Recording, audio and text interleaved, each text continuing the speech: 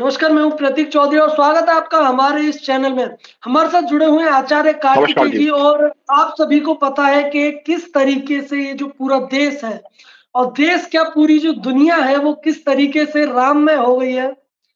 लेकिन हमारे देश के जो विपक्षी नेता हैं वो नहीं मानते हैं, अपनी हरकतों से बाज नहीं आते वो लोग। आचार्य जी हमारे साथ जुड़े हुए हैं और इन्हीं चीजों पर जो बात है वो हम करेंगे। आचार्य जी आपका बहुत बहुत स्वागत है। धन्यवाद, धन्यवाद। आपको नमस्कार जी। जी। आचार्य जी मैं आपको सबसे पहले एक वीडियो दिखाना चाहूंगा। तब खाते क्या थे राजा राम, और राम क्षत्रिय था। तो क्षत्रिय का खाना ही मांसाहारी होता है। लेकिन आप कह रहे हैं इसको लेकर कंट्रोवर्सी कहीं ना कहीं होती है, आपको नजर नहीं आ रही? क्योंकि क्या राम को कंट्रोवर्सी? क्या कंट्रोवर्सी? कंट्रोवर्सी क्या? राम का खाना क्या था? कोई बता देवे कि राम मेथी की भाजी खाता था। आप अपने कहे पे कायम है बिल्कुल, इसको कभी बिल्कुल कायम है।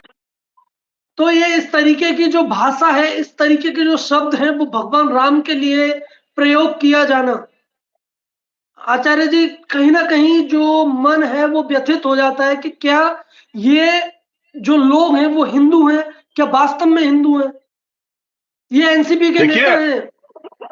मैं जानता हूँ, मुझे इस बारे में थोड़ा सा मैंने पढ़ा था इसके बारे में पहले। आप ये बताइए, एक इंसान जो क्रिश्चियन स्कूल से पढ़ के आया हो और उसकी मानसिकता जहाँ क्रिश्चियनिटी को फॉलो करने वाली हो, तो आप क्या समझ सकते हैं? देखिए, ये सेकुलर के नाम पे ये लोग ये कहते हैं कि हम भाई भाई हैं और हिंदू मुस्लिम जो है साथ में रहना चाहिए, सभी धर्मों का साथ में रहना चाहिए, और आज ये भाई राम को गाली देते हैं। इनमें मैं इनसे सवाल पूछता हूँ, क्या इनमें इतनी हिम्मत है कि ये इस्लाम धर्म के पैगंबर मोहम्मद साहब के नाम पे कुछ बोल दें, एक वक्तव्य बोल दें, जबकि वो समाज के सबको पता है उनके जीवन काल के बारे में, उन्होंने जीवन काल में क्या किया क्या नहीं किया, उसके बारे में एक वक्तव्य दे सकते हैं? ये नहीं दे सकते हैं। क्यों? क्योंकि उन्होंने ठेका ले रखा है हिंदू को गाली देने का। एक स्टैलिन वहां से मैं हिंदू को कहता है कि भाई ये एक कोरोना की तरह मतलब एक बीमारी है। स्वामी प्रसाद मौर्य ऐसी बातें करते, तो इनका ना मानसिक संतुलन बिगड़ गया है, क्योंकि इनको ये उम्मीद नहीं थी कि राम मंदिर बनकर तैयार हो जाएगा। एक आदमी, एक माइका लाल 500 साल के बाद मंदिर बना के दिखा दिया। प्रधानमंत्री मोदी जी ने, कोई नहीं बना पाया। क्या कोर्ट पहले नहीं थी? कोर्ट भी पहले थी। तो इसी बात की टीस इनको लगी पड़ी है, जिस वजह से ये आरोप लगा रहे हैं और हमारे राम के चरित्र पे बोल रहे हैं। तो मैं आपसे कह रहा हूं, वो तो विष्णु हिंदू जो है वो शैव विष्णु है। अगर ये किसी और धर्म की तरह होता तो अब तक ये बच नहीं पाता। अगर इसने ये कहा होता मोहम्मद साहब के बारे में या इनके कुरान के बारे में कोई वक्तव्य बोला होता, तो अब तक इसका सर धड़ से अलग कर दिया हो गया होता। लेकिन हम शैव विष्णु लोग हैं, हम लोग सबको मौका देते हैं। हमने कई सांप पाल रखे हैं, उनमें से एक सांप ये भी है। नहीं, ये जो है हिंदुओं की आस्थाओं पर हमेशा ठेस क्यों, हमेशा हिंदुओं के बारे में इस तरीके की जो बातें हैं वो क्यों की जाती हैं? क्या वो इसलिए जो की हिंदू है क्योंकि वो सर तन से जुदा नहीं कर सकता है, इस वजह से? यही तो बात मैंने आपसे बोली अभी कि हिंदू जो है शैव विष्णु है। शैव विष्णु मतलब कि उसके अंदर संतोष की भावना है कि हम किसी ना किसी तरीके से शांत रहेंगे और समय आने पे जवाब देंगे। लेकिन लेकिन एक चीज देखिए, ये हिंदुओं को टारगेट क्यों कर रहे हैं? क्योंकि देखिए, इस कांग्रेस पार्टी और बाकी जितने भी ये पार्टी है, इनका एक ही मकसद है, इस देश की एकता अखंडता को खत्म करना और सनातन को नष्ट करना। सनातन को नष्ट करने के लिए कांग्रेस पार्टी का निर्माण हुआ था। मुझे नहीं पता, आपको शायद ये बात पता है नहीं पता है, सीक्रेट सोसाइटीज भी होती है जो चुपके से किसी स्पेशल एजेंडा पे काम करती है। कांग्रेस शुरू से इसी पे काम कर रही थी, वो अभी तक काम कर रही है। 370 उसने लागू किया, 35 से लागू किया, उन्होंने वक्फ बोर्ड को लागू किया। किस लिए? सनातन को खत्म करने के लिए। चुपचाप से काम हो रहा था। आधी जनसंख्या को तो पता ही नहीं है कि वक्फ बोर्ड होता क्या है। जिससे भी मैं बात करता हूं उसके पैरों तले जमीन निकल जाती है।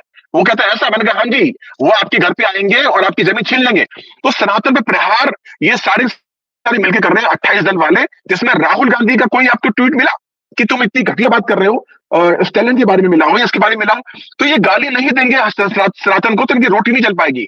ये इस्लामिक और विशेष धर्म वालों लोगों को बोलना चाहते हैं कि देखो हम तुम्हें साथ खड़े हैं, हम सनातन को मिटाने के लिए खड़े हैं। इसलिए ये सारी बातें बोली जा रही है। आप इनके अंदर की बात को समझिए, इनके अंदर की चीज को समझने की कोशिश कीजिए। ये इस्लामिक मुसलमानों और विशेष धर्म के लोग जो सनातन, मैं हर किसी की बात नहीं कर रहा, मैं सारे मुसलमान जैसे नहीं होते, मैं सबकी बात नहीं कर रहा, लेकिन फिर भी ये उनको ये आश्वासन देना चाहते हैं कि हम तुम्हारे साथ में हैं, इसलिए गाली दे रहे हैं।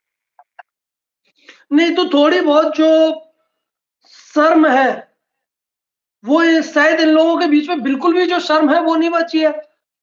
देखिए, अरे तो अगर नाम हम देखिए बात करते हैं, हमारी एक नुपुर शर्मा ने एक तथ्य को क्या जी पेश कर जी दिया, इन सभी के जो जी आग है वो लगने लग गई। जी जी जी जी और ये हमारे बारे में ऐसे बोलते रहते हैं, और ये कोई ये नहीं है कि अगर राम मंदिर बन रहा है, राम मंदिर कोई ऐसा तो है नहीं कि भाई 2-4 महीने का 10 दिन का संघर्ष रहा हो, 500 साल का संघर्ष एक जी हिंदू जी बहुल्य देश में है, जिसमें कि जी जी पहले जी से ही जी हिंदू बहुत ज्यादा है। जी उस हिंदू बहुल्य देश में 500 साल हिंदुओं को लड़ना पड़ता है अपने आराध्य को स्थापित करने के लिए। जी बिल्कुल बिल्कुल। और हमारे जो आराध्य है वो खुद जाकर जो केस है वो कोर्ट में जाकर लड़ते हैं, वो खुद एक पार्टी होते हैं। तो कहीं ना कहीं ये एक सवाल उठता है कि यार, जो जैसे अगर मैं पूरे विश्व की बात करूं, नेपाल हिंदू राष्ट्र हुआ करता था, जी जी हुआ करता उसके था। मतलब जी वैसे अगर हिंदुओं की सबसे ज्यादा जो पॉपुलेशन है वो इंडिया के अंदर ही है। जी तो अगर हम खुद अगर इस तरीके से करेंगे, तो ये कहीं ना कहीं एक नस्ल है जो कि इंडिया के अंदर बन गई है, वो है सेकुलर नस्ल। जी ये मेरे हिसाब से मतलब बहुत खतरनाक है। नहीं सेकुलरिज्म आप एक सेकुलर। बहुत अच्छी बात है, बहुत अच्छी बात है दूसरे के धर्म को रेस्पेक्ट करना, लेकिन हम किसी को डिसरेस्पेक्ट भी तो नहीं कर सकते हैं अरे तो आचार्य सर जी। रेस्पेक्ट कहाँ मिल रही है? रेस्पेक्ट कहाँ मिल रही है आप बताइए। आप सेकुलर कह रही हैं, सेकुलर नहीं है, ये जयचंद है। ये पृथ्वीराज के जमाने से है, ये राणा महाराणा प्रताप के जमाने से है। ये उस समय से ये लोग, ये इनकी जमात पूरी काम कर रही है और ये आज भी है। इनको आप जयचंद बोलिए, सेकुलर नहीं है। सेकुलर वर्ड तो 70 के बाद आया है। 70 के बाद इन लोगों ने सेकुलर वर्ड का पे तमाशा करना चालू किया है। आप ये देखिए, ये राजीव गांधी ने क्या किया, वो उनको अपनी सत्ता बचानी है। उनको किसी से मतलब नहीं, ना हिंदू से मतलब, ना मुसलमान से मतलब। मुसलमानों को भड़का के उनको इस देश में गजबाहिंद करना, ताकि एक अलग इस्लामिक राष्ट्र स्थापित हो पाए। उनकी मान्यताएं अलग है। आप एक बात देखिए ना कि राहुल गांधी कहते कि मैं जनेऊधारी ब्राह्मण हूं। अगर आप जनेऊधारी ब्राह्मण है तो आप सावन में मीट खा रहे हैं, सावन में मांस खा रहे हैं। और ये क्या कहते हैं, भगवान राम मांस खाते हैं? भगवान राम के मांस खाने के कोई एक प्रमाण ये रामायण में कहीं दिखाते हैं, किसी उसमें दिखाते हैं? ये इसलिए ऐसा बोलते हैं क्योंकि इनको गंद बोलना है, कचरा बोलना है, ताकि ये सनातन को बदनाम कर सके। उसके लिए ऐसे अपशब्द बोल रहे हैं ये। देखिए, वो इनको सब पता है सनातन क्या है, ये बहुत अच्छी तरीके जानते हैं। बट क्या है कि ये कुछ लोगों के सामने नतमस्तक है, समझे ना। इनको ये जानते हैं कि अगर किसी तरीके से पूरा भारत सनातन हो गया तो इनकी रोटी, दाल रोटी, ये 70 साल से जो देश को नोच नोच के खा रहे थे ना, वो खाना बंद कर देंगे। प्रॉब्लम ये है, और मोदी जी जब से आए तब से बंद हो चुका है। आपको जान के हैरानी होगी, पूरे दुनिया में चौथे नंबर की महिला कौन थी? कौन है अमीर महिला? वो है सोनिया गांधी। और आज चौथे नंबर का पूरे दुनिया में देश कौन है? वो हम लोग है। तो ये फर्क होता है। भारतीयों को समझना पड़ेगा, अपनी सनातन पद्धति को बचाने के लिए ऐसे लोगों का जवाब देना पड़ेगा। और जब तक हम लोग निकल के बाहर नहीं आएंगे सड़कों पे, तब तक ये बोलना बंद नहीं करेंगे। सरकार इसमें क्या करेगी? आप मुझे बताइए ना। तो ये कटाक्ष ऐसे करते रहेंगे, और हमारा जब हम जब तक इनको जवाब नहीं देंगे, ये चुप नहीं बैठेंगे।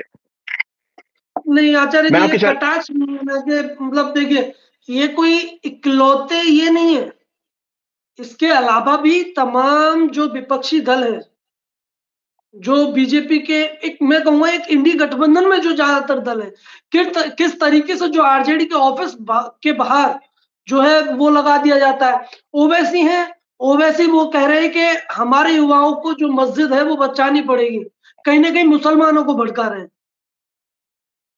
है ना। और उसके अलावा भी हमने देखा कि किस तरीके से जो बिहार के उप मुख्यमंत्री हैं तेजस्वी यादव, वो कह रहे हैं कि मंदिर जाने से क्या, आपकी जो बीमार, अगर आप बीमार होंगे तो मंदिर जाएंगे। इस तरीके की चीजें हैं, वो कहां तक उचित है?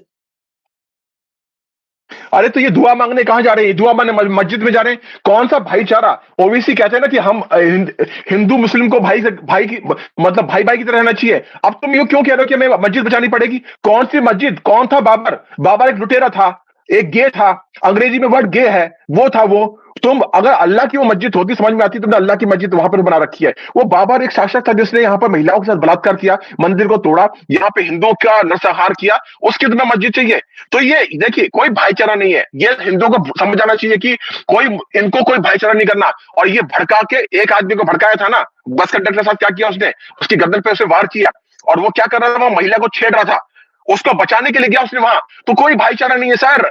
सर मैं आपको बता रहा हूं, कोई भाईचारे वाली यहाँ बात ही नहीं है। यहाँ सिर्फ इनको अपने इस्लाम को वो करना है। ये मदरसे छाप है सारे के सारे, मैं बता रहा हूँ। ऑब्वियसली चीज अपने बच्चों को कहाँ पढ़ा रहे हैं सर, किसी अच्छी हायर एजुकेशन दे रहे होंगे, लेकिन ये जितने भी मदरसे छाप जो ऐसे आके बोलते हैं। और देखिए हैरान की बात है, ये अपने आप को क्या कहते हैं, वो ब्यूरोक्रेट्स कहते हैं। क्या नाम है ये जो मिस्टर जितेंद्र अवध, नाम कहां से है अवध, नाम के अंदर ही रामायण का चित्रण है।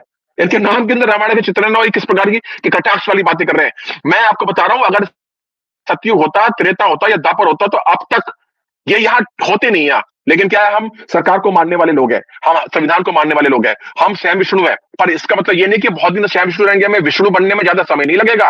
ये गलतफहमी में रह रहे हैं। और एक चीज और बता दो आपके चैनल के माध्यम से, जिसको भी गलतफहमी हो रही है कि राम मंदिर तोड़ने पहुंच जाएगा, तुम्हारा पिछवाड़ा सबसे पहले तोड़ा जाएगा। और चाहे मोदी जी इसमें कुछ करे ना करे, मोदी जी करने से पहले हम तुम्हारी औकात बता देंगे। तो राम मंदिर के पास पहुंचने की कोशिश मत करना। और ये हिंदू को सोचना चाहिए इस बारे में कि 500 साल में मंदिर बड़ी मुश्किल से तो बना है, और वो भी एक आदमी ने अपनी जद्दोजहद करके। अभी हिंदू नहीं जागा तो ऐसे ये टुच्चे लोग, ऐसे दो कौड़ी के लोग ऐसी हरकतें करते रहेंगे। तो इनको जवाब देना पड़ेगा, और ये ऐसे ही करते रहेंगे। मैं बता रहा हूँ, ये नहीं रुकेंगे। ये एजेंडे के तहत काम कर रहे हैं, आप समझ नहीं रहे। ये अपनी सीक्रेट सोसाइटी चला रहे हैं, उसके तहत काम कर रहे हैं। मोदी जी ने भांडा फोड़ दिया, इसलिए भी कर रहे हैं ये। तो कहीं ना कहीं मतलब देखिए, एक तरीके का जो माहौल है, जो देश के अंदर हो चुका है, एक राममय माहौल है। पूरे देश के अंदर सभी को जो खुशी है वो हो रही है। क्योंकि ये जो लड़ाई है, देखिए, मेरी आपकी लड़ाई, हमारे पिताजी की लड़ाई, या फिर उनके पिताजी की लड़ाई, वो सिर्फ इन्हीं लोगों की लड़ाई थोड़ी ना थी। हमारे पूर्वज 500 साल से इस लड़ाई को लड़ते हुए आ रहे हैं। तो जी कहीं ना कहीं इस चीज की जो मिर्ची है वो अब इन लोगों में लगने तो नहीं लग गई है कि यार पूरा का पूरा जो वोट है वो एक तरफ खिसकता हुआ नजर आ रहा है। जी, वो बिल्कुल सही कह रहे हैं आप। पूरा देखिए, इस मुस्लिम महिलाएं भी बहुत ज्यादा परेशान है। मैं ज्योतिष हूं, मेरे पास पूरे समय मुस्लिम महिलाओं की कॉल आते हैं कि मेरे पति ने मुझे, अब वो कह रही हैं कि मोदी जी के कानून लाने के बाद भी ये लोग मान नहीं रहे, अभी भी तलाक करके हमें छोड़ दे रहे हैं। अब गुरु जी कोई तरीका बताइए ताकि मेरा पति मान जाए। मैंने कहा कर्म के आगे कोई तरीका नहीं होता, समझे ना। जब कर्म ही खराब हो उसमें कुछ नहीं कर सकते। तो ये पूरा मैंडेट, पूरा जो पब्लिक का रुझान है वो मोदी जी की तरफ जाने वाला है। आप ये चीज समझ के रखिएगा। क्योंकि मोदी जी ने 2.5 लाख रुपए मकान बनाने के लिए दिए। ठीक है, इनको शर्म आनी चाहिए कि इन्होंने 70 साल में गरीबों के लिए जन औषधि केंद्र ही नहीं खोले, और खोले तो कितने, 90। 70 साल में 90, अब 9,000 खोल दिए। एक छोटी सी बात बताई मैंने, और सबसे शर्म वाली बात, पूरी दुनिया के अंदर बिजली पहुंच गई थी हर घर में। हमारे यहाँ पहुंची 2018 में, और वो भी किसने बताई, मोदी जी ने। तो इनके काम की बदौलत मोदी जी को लाया जाएगा। राम मंदिर तो मुद्दा था ही था, उन्होंने कई मुद्दे खत्म कर दिए। राम मंदिर बना दिया, 370 कर दिया 35 से। आप देखिए ना, ये भीम बना के क्या कर रहे हैं। अरे भैया, 70 साल से तुमसे पिछड़ा साफ करवा रहे थे कौन, यही लोग विशेष धर्म वाले, कि 35 से की आड़ में भैया ये ग्रेजुएशन कर ले, चाहे डॉक्टर बन जाए, ये झाड़ू ही लगाएंगे, समझ गए ना। फिर भी ये पार्टी बना के चंद्रशेखर जैसे लोग जो है ना, गिरे हुए लोग, यही काम कर रहे हैं। और सीधी सी बात है, जब तक जयचंद इस देश के रहेंगे, देश के अंदर रहेंगे, सनातन को ये गाली देते रहेंगे। और मैं अभी भी कह रहा हूं, हम चिल्ला चिल्ला के बोल सकते हैं, आप चिल्ला चिल्ला के बोल सकते हैं, सनातन के लोगों को आगे आना पड़ेगा, इनको मुंह तोड़ जवाब देना पड़ेगा। क्योंकि एक चना घड़ा नहीं फोड़ सकता, वो संगठित होके हम कोई काम कर सकते हैं। मतलब जो हिंदू है उसे जागने की बहुत आवश्यकता है, बहुत ज्यादा आवश्यकता है भाई साहब। अपने देखिए, अगर नहीं लड़ोगे तो आने वाली पुश्ते क्या बोलते हैं बच्चे, कि हम मंदिर तोड़ देंगे। वो तो अच्छा है कि आजकल के छोटे छोटे बच्चे, जो सनातनी बच्चे, वो जाग रहे हैं।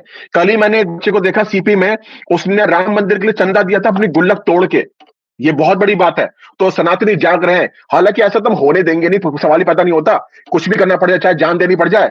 मैं आपको बता रहा हूं, मैं मोदी जी के लिए और देश के लिए जान दे सकता हूं, और जान ले भी सकता हूं अपने राम मंदिर को बनाने के लिए। आप उस बच्चे की बात कर रहे हैं जिसने गुल्लक तोड़ी, लेकिन आंखों से आंसू मेरे तब आए तब मैंने उस महिला को देखा जो कि एक मतलब एक भिखारी थी, अगर हम वैसे बोले, लेकिन उसने भी अपने जो बैग है जो उसके पास था, उस बैग में से निकाल कर उसी राम मंदिर के लिए जब चंदा दिया, शायद एक एक सनातनी के जो आंखों में आंसू होंगे उस टाइम पे। तो किस तरीके की जो लहर है वो समझ आ रही है। मैं वही तो आपको बता रहा हूं कि जब तक हर सनातनी, हर भारतीय एकजुट होके अपने अपने धर्म को बचाने के लिए आगे नहीं आएगा। ये निकम्मे लोग हम ऐसी गाली देते रहेंगे। इन्होंने कुछ भी काम नहीं किया। आज एक आदमी कर्मठ आदमी आ गया है, बाद में योगी जी हमारे पीएम बनेंगे, उसके बाद देश बदल रहा है। देखिए ना, चौथे नंबर पे हम लोग पहुंच चुके हैं, और कई कई कई मतलब जो क्षेत्र है उसमें हम लोग नंबर 1 पे आ रहे हैं। तो ये भारतीयों को समझना पड़ेगा कि अगर 70 साल, जैसे 70 साल में इस देश के अंदर तमाशा करते रहे ये लोग, आज भी राहुल गांधी की जो दादी थी इंदिरा, वो जिस झोपड़ी में जाती थी, आज मोदी जी ने उसको घर में तब्दील कर दिया है। तुम क्यों नहीं कर पाए? तो भारतीय चीज को समझो। ये आज जो गाली दे रहे हैं, जो आज ये कर रहे हैं, तो कल क्या करेंगे? इसलिए ये हमको जागना पड़ेगा, और हर भारतीय को जागना पड़ेगा। ये पैसा कमाने में लगे पड़े सारे के सारे, सब फॉरेन जाना है, सबको अपनी बेटी की शादी करनी है, किसी को अफसर बनना है, ये तो होता रहेगा। देश सबसे पहले, जब देश ही नहीं बचेगा। ईरान की क्या हालत करी इन लोगों ने? ईरानी यहाँ के बसे हुए हैं। दलाई लामा की क्या हालत करी? दलाई लामा को हमने शहर दिया, यहाँ पर पता है आपको, शरण दलाई लामा को हमने दिया है। बुद्ध धर्म के संस्थापक, जिसके लिए भीम वाले बोलते कि हम तो बुद्ध की तरफ जा रहे हैं। बुद्ध के जो वो है गुरु, धर्म गुरु हमारे यहाँ पर है। किसने बचाया? सनातन ने। तो ये समझना पड़ेगा, और नहीं समझेंगे तो पतन निश्चित है इनका। एक और सब वो है, वो ये कहते हैं कि राम मंदिर से क्या होगा, राम मंदिर से रोजगार मिल जाएगा क्या, इस तरीके की जो बातें वो करते हैं, क्योंकि राम मंदिर की जगह हॉस्पिटल बना दिया जाना चाहिए था। तो भाई साहब एक बात बताइए। नहीं आचार्य, सबसे बड़ी बात ये है कि मैं ये मुसलमानों की बात नहीं कर रहा हूँ, ये हिंदू लोग ये बात बोल रहे हैं। अज्ञानता है सर, अज्ञानता है। मैं हर महीने ऋषिकेश जाता हूं, वहां होटल लेता हूं, होटल खाना खाता हूं, बाहर खाता हूं। क्या जाने आने में मेरा खर्चा नहीं होता? क्या रहने में मेरा खर्चा नहीं होता? जो कैपिटल वहां मैं जाके लगाता हूं, वहां पे रोजगार लोगों को मिलता है। समझ रहे हैं ना आप? और जरा इनसे पूछो, ये हज जाते हैं, यहाँ से कम से कम 10 से 15 लाख रुपए का खर्चा होता है। वो 15 लाख रुपए खर्चा कहाँ होता है? वो कहीं ना कहीं किसी न किसी को रोजगार मिलता है उससे। और राम मंदिर, जैसे मक्का है ना इन लोगों का, ऐसा राम मंदिर हमारा है, और राम मंदिर उससे भी बहुत विशाल है। मक्का तो एक कम्युनिटी का है, राम मंदिर पूरी पृथ्वी का है, पूरे सनातन धर्म का है। किसी एक व्यक्ति का नहीं है राम मंदिर, सबके लिए वहां पर है। आप ये देखिए ना कि पूरी दुनिया के अंदर शिव के शिवलिंग निकल रहे हैं, राम जी की मूर्तियां निकल रही हैं, सनातन के प्रतीक निकल रहे हैं। फिर भी ये लोग समझने तैयार नहीं है कि राम मंदिर से क्या होगा। राम मंदिर आस्था का प्रतीक है। अभी आप देखिएगा, ये ऐसी भीड़ होगी ना, और ये भीड़ खत्म होने वाली नहीं है राम मंदिर पे। प्रधानमंत्री ने ये बोला है कि आप वहां पे कम से कम संख्या में वहां पहुंचे, बहुत समय मिलेगा में जाने के लिए, लेकिन ये भीड़ कभी खत्म नहीं होने वाली, क्योंकि ये बहुत विलक्षण समय है। और सर, ये आप बहुत खुशकिस्मत हैं कि इस आपके समय पे ये तैयार हो गया। आप इसकी कहानी सुनेंगे अपने बच्चों को कि हमारे समय पे राम मंदिर तैयार हुआ। ये आपकी बहुत बड़ी खुशकिस्मती है। ये लोग समझ नहीं रहे इस चीज को, और राम को ऐसे ही समझ रहे हैं। राम मर्यादा पुरुषोत्तम है, एक चरित्र बनाते हैं राम, एक चरित्र, वो एक प्रतीक है। हर इंसान कुछ, एक राम और रावण, ये रावण की प्रतीक है। क्या क्या कर रहे हैं? ये हिंदू है ना, ये रावण की प्रतीक बन के सनातन गाली बक रहे हैं, और राम को कह रहे हैं कि राम मांस खाते हैं। नहीं वो तो ठीक है, लेकिन देखिए, ये आप मेरी और अपनी बात कर रहे हैं, हम तो बहुत छोटे लोग हैं, है ना। मैं जो राम मंदिर के मुख्य जो पुजारी हैं, उनकी उम्र 80 साल से ऊपर है। वो खुद ये कहते हैं कि मैं तो भगवान ने मुझे जीवित ही इसीलिए रखा कि मैं राम मंदिर देख पाऊं, क्योंकि उन्होंने जो तमाम जो बातें थी वो कही कि मैं, इससे पहले जो अधिकारी थे, तब हम उनसे शिकायत करते थे कि रामलला टेंट में है, वहां पर आसपास बहुत कीचड़ हो जाती थी, लेकिन मैं तब भी जो पूजा पाठ है वो मैं करता था। ये जी जो वहां के मुख्य पुजारी हैं, वो उनकी बात बता रहा हूं मैं। जी तो उन्होंने जो पूरा जो संघर्ष है एक तरीके से, वो उन्होंने झेला है, उन्हें पता है। जब वो अपने मुंह से बोल रहे हैं, तो मतलब वास्तव में जो प्रॉब्लम है, जो दिक्कत है, वो उन्हें आई होगी। नहीं, बिल्कुल दिक्कत आई होगी। आप ये कह रहे हैं कि आपकी क्या वैल्यू? भाई साहब, आपकी बहुत बड़ी वैल्यू है। आप क्या बात कर रहे हैं? एक छोटा बच्चा, उसकी क्या वैल्यू नहीं है? क्या आपकी वैल्यू नहीं है? आप देखिए, जो जिन्होंने केस लड़ा था, मैं उनका नाम भूल रहा हूं, उन्होंने एक रुपया नहीं लिया इस केस के लिए। 1 रुपया नहीं लिया इस केस के लिए। और राम मंदिर बनाने के लिए लोग कितने कितने सालों से, जब से उन्होंने होश संभाला है, उनको अपने राम के, क्योंकि देखिए अयोध्या अयोध्या जो है वो जगह है जो इतनी पवित्र है जिसको हम अपवित्र नहीं कर सकते। और ये राम के बारे में इतनी घटिया बातें कर रहे हैं। हर छोटे छोटे इंसान का जो इसमें शेयर गया ना, उसकी मेहनत अब रंग लेके आई है। और रंग लाने वाले जो है, मैं आपको बार बार बोलूंगा, नरेंद्र दास मोदी है। मोदी ही ये काम कर सकता था, उन्होंने किया है और ये करके दिखा दिया है। ये उन्होंने सबके सपने को पूरा कर दिया। उन्होंने बता दिया कि सनातन सबसे सर्वोपरि है। आज एक पूरी दुनिया भारत को अलग दृष्टि से देख रही है। आज भारत की हर जगह इज्जत है। आप कहीं जाओगे आपकी बहुत वैल्यू होगी। अभी मैं नेपाल होके आया तो उन्होंने बड़ा आदर सत्कार किया कि आप वहां से आए जहां पे प्रधानमंत्री मोदी, इवन पाकिस्तान के लोग भी कहने लगे कि मोदी जैसा हमें शासक चाहिए यहाँ पर। क्यों? क्योंकि उन्होंने अपने जज्बे को बताया कि भाई हिंदुस्तान के जो भारतीय जो लोग हैं, सनातन लोग हैं, उनको किस प्रकार से अपने धर्म के बारे में सोचना चाहिए। लेकिन ये लोग कैसे कैसे लोग हैं, जयचंदी हैं। तो मुझे तो बहुत गुस्सा भी आता है इन चीजों में, और शर्म भी आती है कि देखो इस प्रकार के लोग हमारे धर्म के अंदर भी है। जी, बिल्कुल। तो मतलब देखिए, अभी आप मक्का की बात कर रहे थे। मक्का में इस तरीके के भी जो रोड है वो ऐसे, मतलब आसपास ऐसे रोड हैं जिनमें कि एक मुसलमान के अलावा और कोई नहीं जा सकता है। जी, जी। जो मुसलमान होगा उन रोड पे चल भी वही मुसलमान सकता है, जो मतलब उन रोड पे मुसलमान ही चल सकता है। क्या जी, जो जी। आने वाला समय होगा उसमें, अभी काशी है, मथुरा है, और मथुरा का तो जो केस है वो इस तरीके का है, मतलब इतनी शर्म आती है उस टाइम की सरकारों के ऊपर कि जो कृष्ण जन्मभूमि की जो जमीन है उसका जी, किस जी। तरीके से एक जो मजहब है उसे दे दिया जाता है ईदगाह बनाने के लिए। जी, जी, जी, जी। तो अभी काशी और मथुरा बाकी हैं, उन पे क्या लग रहा है आपको? अरे सर, काशी क्या बात कर रहे हो? काशी मथुरा बाकी नहीं है, अभी पूरा भारत बाकी है। ये मत सोचिए, जितनी मंदिर तोड़े गए हैं वो वापस ले ली जाएंगी। मैं आपके चैनल पे ना तो मैं किसी डरता, मैं सीधा खुला कहता हूं, जो हमारी है हम उसे ले लेंगे, और जो तुम्हारी है वो तुम्हारे पास ही रहेगी। हम जबरदस्ती किसी मस्जिद तोड़ के हम नहीं लेंगे, लेकिन जो हमारा खुद का था, उसने क्या किया, खिलजी ने वो नाला ने तोड़ दिया। 6 महीने से ऊपर चलता रहा वो।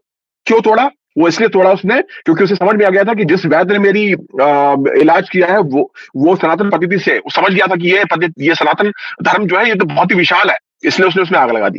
तो हम तो हर एक चीज वापस ले लेंगे, और जो नाम बदले गए वो पूरे नाम बदले जाएंगे। और ये मोदी जी को भी देखना चाहिए कि जो जो नाम अभी भी इस्लामिक हैं उनको बदल के खिलजी, जैसे खिलजी स्टेशन पड़ा हुआ है उसको तुरंत बदला जाए उसको।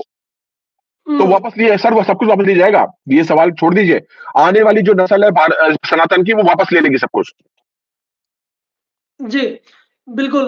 तो मतलब मेरा भी यही मानना है कि कहीं न कहीं जो हमारे जो युवा हैं और जितने भी सनातनी हैं जो इस धरती पर रहते हैं, उन्हें जगना पड़ेगा। उन्हें ये समझना पड़ेगा कि हमारे बीच में ही कौन जयचंद है। जी, बिल्कुल, बिल्कुल। तो उन्हें भी ये बात है वो समझनी पड़ेगी, और कहीं न कहीं अभी जो जिस तरीके से केसेज़ हैं, देखिए सनातन है, उसने काफ़ी जो सनातनी जो लोग हैं उन्होंने काफ़ी जद्दोजहद के बाद में ये जो खुशी है, लगभग 500 साल के बाद में ये जी, खुशी मिली है। जी, और अभी जी। मुझे जो उम्मीद है कि अगर इसी तरीके से जगे रहे तो पता नहीं कितनी खुशियाँ आएँगी। क्योंकि आखिर हमारे जो पूजा स्थल है, उन्हें किस किस जी, तरीके से जो है दफ़्न किया गया, और वहाँ पर किन-किन इमारतों का, क्योंकि मैं उन्हें वो नहीं मानता हूँ कि काफ़ी जगहों पे जो मस्जिद है, वो बनाई गई है, तो वो कहीं न कहीं जो वापस है वो एक ना एक दिन आनी है। बस जी, जिस तरीके से हम अभी जगे, जिस जी, तरीके से हमने सभी ने मिलकर जो लड़ाई है ये लड़ी है, उम्मीद है जी, कि आने वाले समय में और भी जो हमारे जो सनातन के जो प्रतीक है वो वापस आएँगे। जी, आचार्य जी, बिल्कुल। इसी के साथ में हम खत्म करेंगे। आप हमारे साथ जुड़े, आपका बहुत-बहुत धन्यवाद। धन्यवाद सर, धन्यवाद। आपको भी धन्यवाद।